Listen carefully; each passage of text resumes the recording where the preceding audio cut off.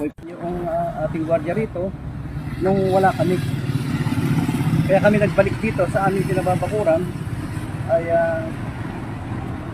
kailangan doon sa harap-harap tayo, hindi yung traiduran.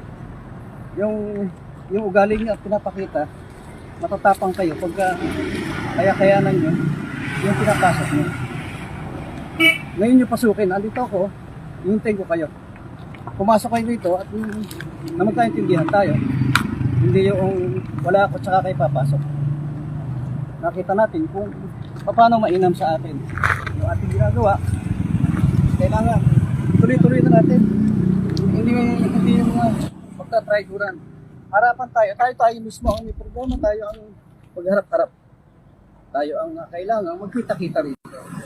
At ito kami, kung barangay mo, kung bayan mo, dito sa Pambuan, ngayon ka bumalik. Hindi yung kung kailan wala kami, saka kayo pupunta. Hindi maganda para sa mga ating pare-pareho yun. Tayo may problema, tayo magharap dito.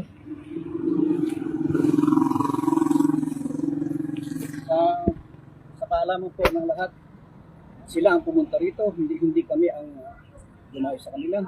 Pero ito po, pribadong lote at pag-aari ng aking ng pamilya, ng aking asawa. Kaya ito po ay kailangan ay maproteksyonan. Hindi yung kung alam kailan na kami, tsaka pupunta dito sa gate, pakitamboy-tas lang, andito kami ngayon. Kung lalaki ka, pumunta ka rito at andito kami maghihintay sa gate. Total, lugar mo to, pinuntahan mo na rin lang yung gate. O, hintayin ka namin dito.